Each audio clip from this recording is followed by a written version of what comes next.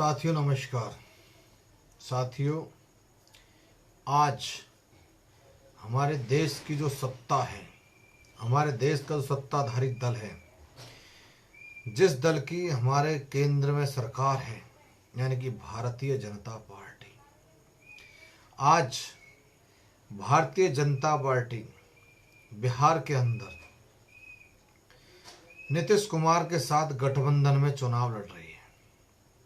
और आज भारतीय जनता पार्टी और नीतीश कुमार की पार्टी दोनों ने मिलकर अपना एक घोषणा पत्र जारी किया, जिस घोषणा पत्र में 3 मुख्य बातें थी। वैसे कहने को तो 5 बताई, मगर 3 मुख्य बातें। पहली मुख्य बात जो उन्होंने कही है वो आप देखिए कि सबसे पहले तो जो बिहार का मजदूर वर्ग था, जो देश के कोने कोने में काम करता था, जब वह बिहार लौटकर आया तो किसी भी सरकार के द्वारा, चाहे केंद्र हो चाहे राज्य हो, उन्होंने उस मजदूर को घर पहुंचाने तक के लिए ऐसी कोई व्यवस्था नहीं की जिससे मजदूर को परेशानी न उठानी पड़े।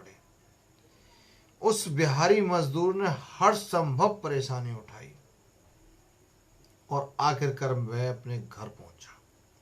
और कईयों ने रास्ते में दम तोड़ दिया, कईयों ने एक्सीडेंटों में दम तोड़ दिया, कईयों ट्रेन के नीचे आ गए।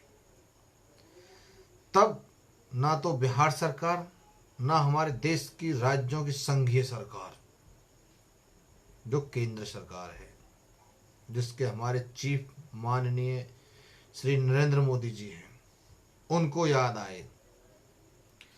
अब जब बिहार के चुनाव आए, लेकिन हाँ, उससे पूर्व एक बात और है। जब जीडीपी पर उठापटक चल रही थी, तब इसी सरकार ने कोरोना को एक एक्ट ऑफ गॉड का हवाला दिया था। और एक्ट ऑफ गॉड वह चीजें जो ऊपर वाले के कहर से आती है, यानी जलजला, आपदा। लेकिन कोरोना कोई आपदा नहीं है, यह एक अपने आप में वायरस है और वायरस से फैली बीमारी है। लेकिन अब आज जो भारतीय जनता पार्टी और नीतीश कुमार की सरकार ने मिलकर जो घोषणा पत्र जारी किया है, उसमें उसने हवाला दिया है कि हम हर उस बिहारी को, यानी बिहार के रहने वाले नागरिक को कोरोना वैक्सीन का टीका लगाएंगे। इन्होंने अपने घोषणा पत्र में दिया है। यानी कि सीधा सीधा अगर हम देखें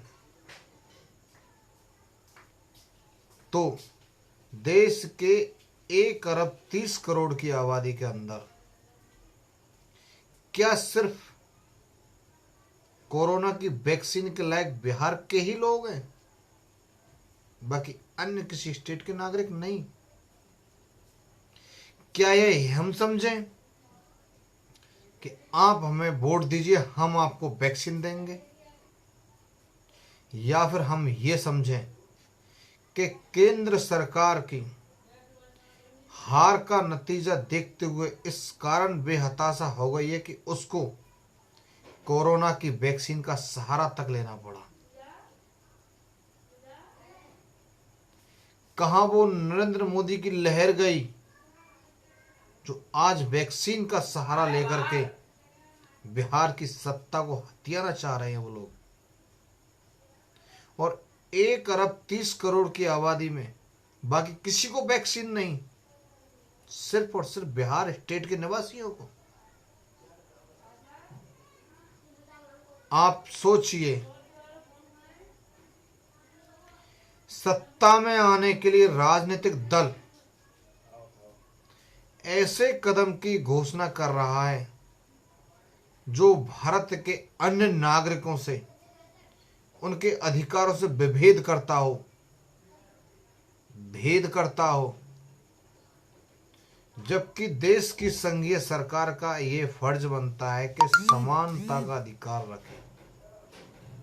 आज हमारे देश की संघीय सरकार ने दिखा दिया कि देश में समानता का कोई अधिकार नहीं है। आर्टिकल 14 के अधिकारों को हनन पहले तो CAA से हुआ है, आज फिर आर्टिकल 14 का हनन कोरोना वैक्सीन पर हुआ है। जबकि कोरोना वैक्सीन होनी चाहिए तो पूरे देश के नागरिक को होना चाहिए। पूरे देश के नागरिक देश की सरकार के नागरिक हैं, सिर्फ बिहार स्टेट के नहीं।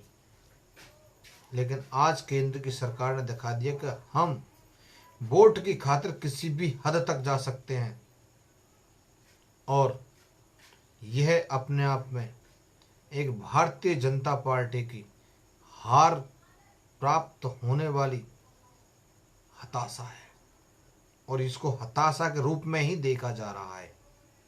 भारत का बच्चा बिहार का पढ़ा लिखा नौजवान भी इसको भारतीय जनता पार्टी के हार के रूप में देख रहा है कि आज भारतीय जनता पार्टी किस हार के रूप में आ चुकी है।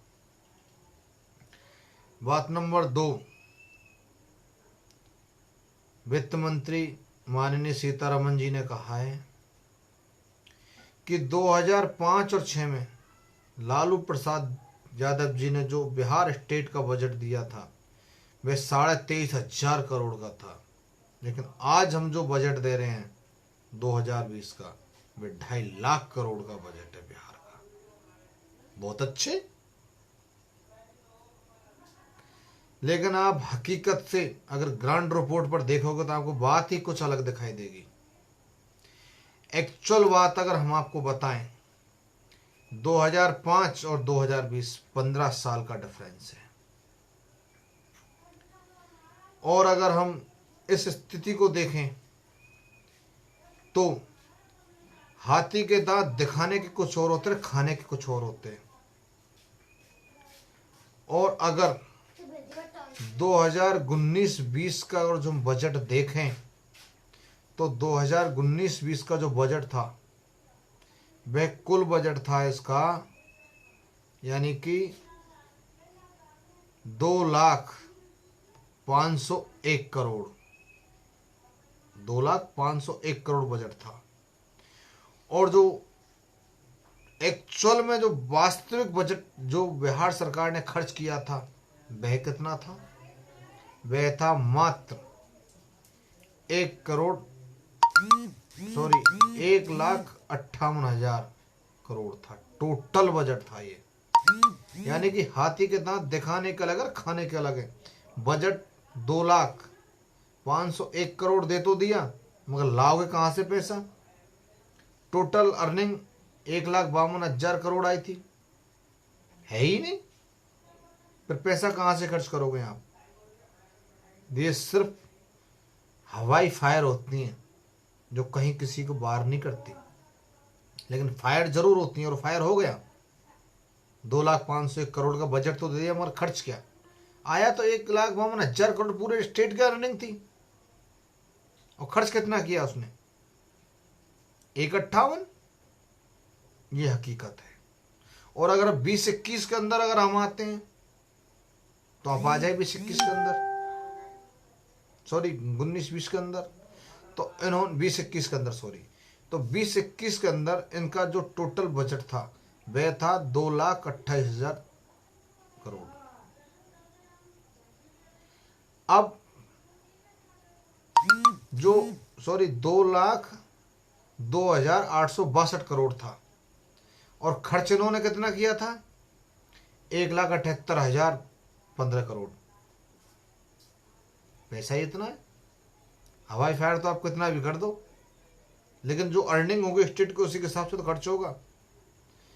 अब माननीय सीतारमण जी जो 2.5 लाख करोड़ का जो बिहार का बजट बताया, जो एक्चुअल उसका जो खर्चा है वह 1,58,000 है। 1 लाख करोड़ कहां गया? अब ऐसे लीडरों की बात पर विश्वास कैसे किया जा सके जो सरासर झूठ बोल रहे हैं? 2.5 लाख करोड़ का बजट, ठीक है 2.5 लाख करोड़ का बजट है, पहली बात तो 2.5 लाख करोड़ का है ही नहीं। 2020-21 का अगर हम बजट देखें तो वह 2,02,862 करोड़ का है। और अगर 2019-20 का देखें तो वह 2,05,01 का है, जिसमें खर्च कितना किया है? 1,58। और चलो हम बिहार को छोड़ दें, इंडिया के टॉप मोस्ट 5 स्टेट जो हैं, जिनके अंदर गुजरात की गिनती होती है, उसका कितना बजट है? क्या भारतीय जनता पार्टी से ये पूछा जाए या वित्त मंत्री सीतारमन जी से पूछा जाए? हमारे देश के प्रधानमंत्री 15 साल मुख्यमंत्री रहे थे गुजरात के अंदर, जिनका 2015-16 का बजट है टोटल 85,566 करोड़ टोटल बजट। और 2020 का जो बजट है वह है 1,58,70 करोड़, यानी 1,58,070 करोड़ टोटल। अब लगाइए आप, टॉप मोस्ट जो 5 स्टेट आते हैं इंडिया को, उनमें गिनती है, उसका बजट 2019-20 का 1,58,070 करोड़ है, जिसकी तुलना माननीय सीतारमन जी ने बिहार से की है, लालू के बजट से की है। जब खुद के टॉप मोस्ट स्टेट जो हैं उनका बजट इतना है, तो फिर वो तो बहुत गिरा हुआ स्टेट है, और फिर प्रगति भी नहीं करी होगी क्या? 15 सालों में बहुत प्रगति हुई होगी, उस प्रगति का हवाला क्यों नहीं दिया है? तो यह बिल्कुल एक झूठ है। सरकार के झूठे वादों में हमको नहीं आना है। 2.5 लाख करोड़ का बजट का जो हवाला दिया है वो कुछ नहीं है। टोटल उसका जो आया है बजट वो है बिहार का 1,54,655 करोड़ खर्च उन्होंने किया है, कुछ नहीं है, बस सवा फायर है। तीसरी बात उन्होंने क्या कही? हम आत्मनिर्भर बिहार बनाएंगे। हम आपको बता दें, वर्ल्ड बैंक और पुनर्निर्माण बैंक जो हैं, जो हर कंट्री को पैसा देती है, हर मद में पैसा देती है, और वर्ल्ड का पैसा है, तो वर्ल्ड बैंक पहले भी भारत की सरकार को कह चुकी है कि हम सार्वभौमिक सत्ता के साथ पैसा देते हैं, और हम हमारे पैसे से या हमारे पैसे पर आपको अपना लेबल लगाने नहीं देंगे। हम अगर आपको आत्मनिर्भर भारत बनाना है तो आप अपने देश के बजट से बनाइए, बाकी हमारा पैसा तो सार्वभौमिक सत्ता के साथ है, यानी कि एक देश एक धरती। तो दोस्तों, जो एमएसएमई जो भारत सरकार आत्मनिर्भर भारत देख रही है, ये सिर्फ एक कहने वाला नारा है, बाकी इसमें कहीं तक भी कोई सत्यता नहीं है। एक चौथी बात और है कि बिहार सरकार के मैनिफेस्टो जो आज दिया था उसमें 19 लाख नौकरियों का वादा किया है। तो क्या 19 लाख नौकरियां दे पाएंगे वो? मुझे नहीं लगता। लेकिन हाँ, ये सत्य है, लेकिन मगर नौकरियां नहीं, भारत कौशल विकास मिशन जो है उसके तहत प्रशिक्षण करके कह देंगे आप जाइए, अब काम करिए, हमने आपको दक्ष कर दिया। क्या नौकरी में इंक्लूड होंगी? नहीं। लेकिन भारत की सरकार ने पहले अपने जो 5 करोड़ नौकरियों का वादा किया था उनमें भारत कौशल विकास मिशन जो था उसको इंक्लूड किया गया था कि हमने इतने लोगों को प्रशिक्षित किया, आज वो रोजगार कर रहे हैं। यही भारत सरकार का आत्मनिर्भर नारा है, जबकि एक्चुअल हकीकत यह है कि जिन कॉलेजों में भारत सरकार को पैसा जाता है कौशल विकास मिशन के लिए, व्यर्थ पैसा है। आज आप देखिए, किसान का बेटा खूब अच्छी तरह जानता है किसान खेती कैसे होती है, धोबी का बेटा ये जानता है प्रेस कैसे होती है, पंडित का बेटा ये जानता है कि फेरा कैसे पराए जाते हैं, सफाई कर्मी का बेटा ये जानता है कि सफाई कैसे होती है। जो अपने पैतृक कर्म हैं, हम सब जानते हैं। सिलाई वाले का बेटा जानता है कि धागे कैसे लगते हैं। ये हमारे पैतृक काम है। इसमें कौशल विकास की बात कहाँ से आ गई? कौशल विकास उनका हुआ जिनके बड़े बड़े कॉलेज लेकर के बैठे हैं। कौशल विकास उनका हुआ, नागरिकों का कौशल विकास नहीं हुआ है।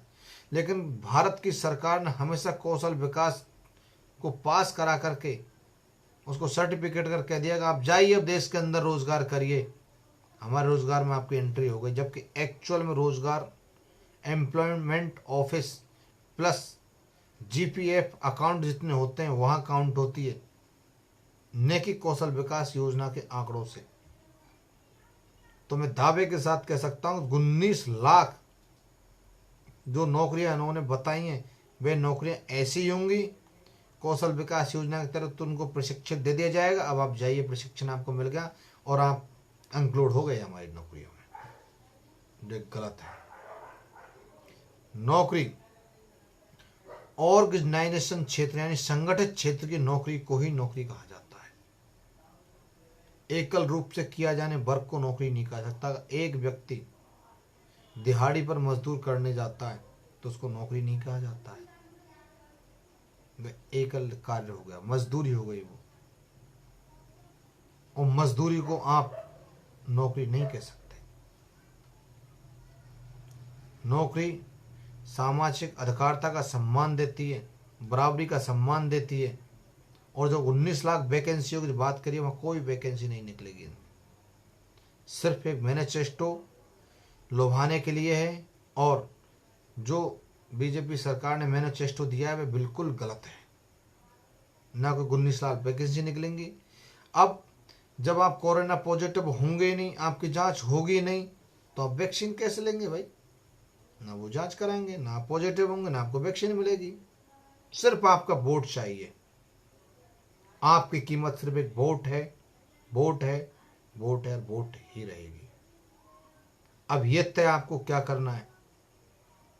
ये करना है कि हमारा वोट अच्छी जगह पर जाए, हम अपना अच्छा प्रतिनिधि चुने। ऐसा प्रतिनिधि चुने जो हॉर्स ट्रेडिंग में शामिल ना हो, अपनी भावनाओं पर खरा उतरे, हमारी भावनाओं की कद्र करे। हमने अपना जातिगत गुंडा नहीं चुनना है। हमें ऐसी पार्टी को नहीं चुनना है जो हिंदू मुस्लिम की राजनीति करे और धोखेबारे घोषणा पत्र जारी करे। बाकी आप खूब समझदार है। धन्यवाद।